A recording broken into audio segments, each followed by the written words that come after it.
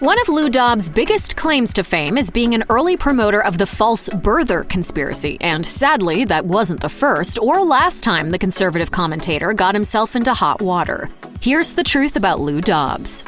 When you've been on television for a long time, it's more than likely you've built up an impressive net worth. So just how rich is Lou Dobbs? Let's break it down. After graduating with a business degree from Harvard University in 1967, Dobbs moved to Arizona, where he worked as a local reporter. After that, he moved around, eventually landing an anchoring spot in Seattle, where he was poached by Ted Turner to join CNN. He was at CNN for over a decade before joining Fox. By that time, Dobbs had built an impressive fan base thanks to his time at CNN, his radio shows, and the books he'd released. Fox took all of that into account when they offered him a lucrative contract for joining the network per celebrity net worth. So if we add that all together, what do we get? Well, despite leaving Fox in 2021, Dobbs is still worth an estimated $20 million. How exactly does he spend all that dough? If his Instagram is any indication, mostly on travel and horses. These days, Dobbs is easing into retirement by working less and enjoying his time on his 300-acre New Jersey horse farm, and taking the occasional road trip with his wife. If you know one thing about Lou Dobbs, it's that he's super tight with former President Donald Trump. Does it ever seem to you that President Trump has done more than any president in modern history in just 16 months? As soon as Trump landed in the Oval Office, Dobbs was on speed dial offering his 2 cents on immigration and international policy initiatives. In general, Trump broke with tradition by maintaining an exceptionally close relationship with key members of the press. However, his connection with Dobbs was something special. Speaking to the Washington Post in 2019, Trump's former chief strategist, Steve Bannon, had this to say. While the president and Lou are friendly, it's not like his relationship with a lot of other people in the media who like him. This is about policy. They're completely in sync on immigration and trade and what that all means for wages and how the Republican elite has failed. The relationship between the two men has played out in more ways than just policy advising. Insiders told the outlet that Dobbs had essentially converted his Fox network show into Trump 2020 propaganda. Trump, for his part, has spoken openly about his admiration for Dobbs, telling the Washington Post. Lou has a very strong opinion on the border, and I do listen to that opinion. I think he respects what I'm doing, and I respect the job he does. He really gets the word out. There's no question about it. Lou Dobbs came to fame after joining CNN in 1980. Hi, I'm Lou Dobbs. I anchor CNN's economic news program, Moneyline, each weekday evening. By 2010, though, both he and the network were ready to part ways for the final time. This time, it was Dobbs' political beliefs that caused the rift. According to Dobbs, the September 11th terrorist attacks drastically altered his politics. Over the years, he became increasingly radicalized until he was too far to the right and too divisive to remain at CNN, per NPR.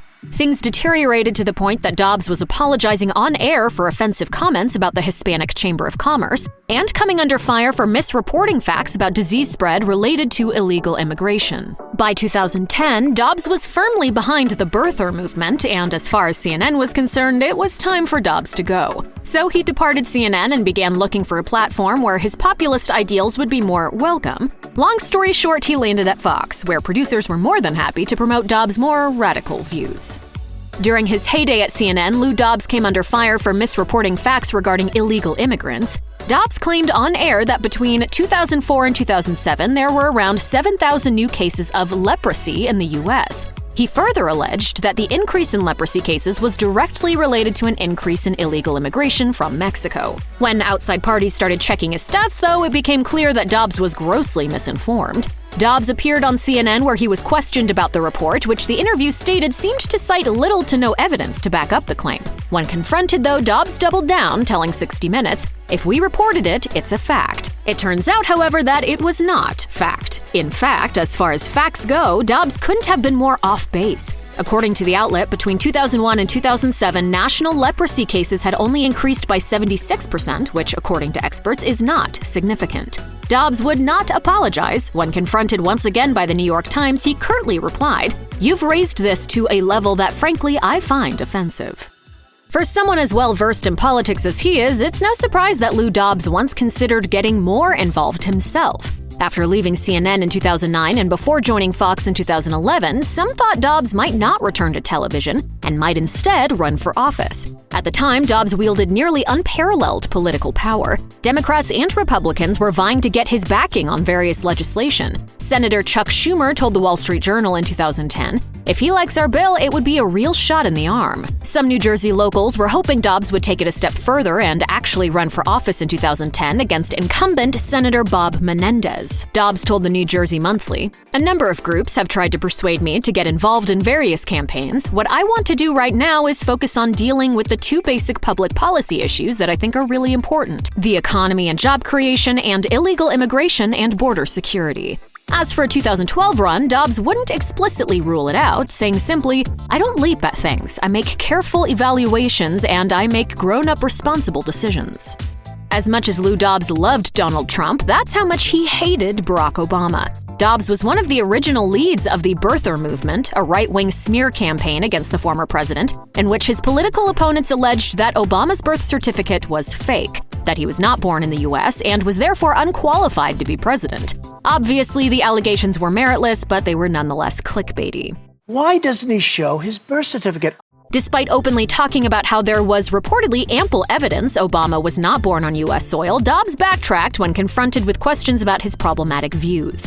On one episode of Lou Dobbs Tonight, the host suggested it was Obama's fault for not releasing his birth certificate. Dobbs told his audience, "Seemingly, the questions won't go away because they haven't been dealt with." Dobbs doubled down the following day, claiming all Obama has to do is produce the original birth certificate. Dobbs' attacks on Obama continued long after he left office. Dobbs jumped at the chance to criticize the former president in 2017 when Obama commented on Trump's Twitter usage. Dobbs claimed it was unbecoming of one president to talk about another. I mean, this is just bad manners. It's boorish. It's absurd. Dobbs added that for criticizing his successor, he believed Obama should face some sort of legal repercussion, telling his audience, "I mean, he should be brought back by the marshals. Isn't there some law that says presidents shouldn't be attacking sitting presidents?" And just in case you were wondering, U.S. Marshals never bothered to get involved. Lou Dobbs was once again the center of controversy in 2009 when he made national headlines, except this time it wasn't for something he said on air. No, this time Dobbs was a topic of conversation after calling the police to report that shots had been fired at his New Jersey home. Dobbs relayed the story himself on his CNN show Lou Dobbs Tonight. 3 weeks ago this morning, a shot was fired at my house where I live. My wife was standing outside, and that followed weeks and weeks of threatening phone calls. Dobbs' wife, Debbie Segura, was not in the incident, nor was anyone else in the house. The police arrived and investigated, but by that time the perpetrator was long gone. The police might not have found the person or people responsible, but Dobbs had a pretty good idea of who to blame. He pointed the finger squarely at his political opponents, who he claimed had created pro-immigration propaganda that directly conflicted with the narrative he relayed on his show. He asserted that the propaganda has angered someone to the point of attacking him.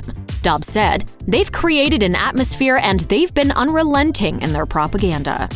Like so many other Republican pundits, 2021 was not a good year for Lou Dobbs. Dobbs, an adamant supporter of Donald Trump's, spent most of 2020 talking up the president and his chances of re-election on his high-ranking Fox News show, Lou Dobbs Tonight. Well, as we all know, Trump did not win, and not only did Dobbs have to face defeat, he also had to face some serious legal problems as well. In February 2021, Fox News was sued by Smartmatic USA Corporation, a company responsible for building and supplying voting machines across the country.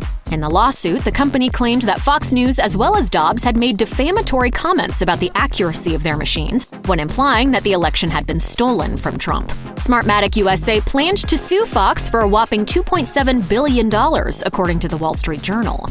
Fox released a statement painting the lawsuit as ridiculous and claimed to support its anchors and their 2020 election coverage. Despite their claims of unending support for their employees, Dobbs ended up a sacrificial lamb, so to speak. With months left on his contract, Dobbs' show was canceled, and he was asked to leave the network. As of December 2021, Fox is still in the process of attempting to dismiss the lawsuit, per Reuters. It may never have been Lou Dobbs' choice to leave Fox in 2021, long before his contract ended, but it seems like he's making the best of a bad situation.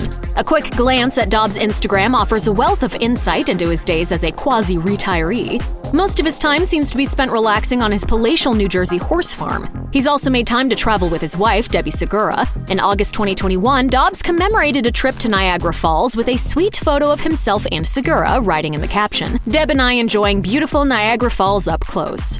Before you think that Dobbs is about to slip away into obscurity, don't. While he isn't on TV anymore, he still hosts a radio show on the Salem Radio Network. The Lou Dobbs Financial Report airs 3 times a day, 5 days a week. The Lou Dobbs Financial Report is a departure from Dobbs' time at major networks, as the show lasts just 10 minutes. Dobbs quickly covers the top financial news of the day and then, we assume, gets back to his horses. If you know one thing about Lou Dobbs, it's that he does not like illegal immigrants. His hardline stance on illegal immigration was a deciding factor in CNN's decision to ultimately part ways with him. Unfortunately, those controversial stances came back to bite him in a big way when just a year later, The Nation reported that Dobbs was allegedly using undocumented immigrants for cheap labor on his New Jersey horse farm. According to the article, Dobbs hired illegal immigrants specifically to transport his daughter's expensive show horses back and forth from New England to Florida as the seasons changed. One employee who spoke with the outlet claimed he worked 65 hours a week for $500 and was denied any overtime pay. Another one of Dobbs' employees told The Nation, "It doesn't matter what time it is. In the night or at dawn, you have to check the horse. You always have to be at work. I looked after Dobbs' horses while I was illegal." Though he had never passed up an opportunity to talk about illegal immigration before, interestingly enough, Dobbs declined to comment on the piece. Check out one of our newest videos right here. Plus, even more Nicki Swift videos about important public figures are coming soon. Subscribe to our YouTube channel and hit the bell so you don't miss a single one.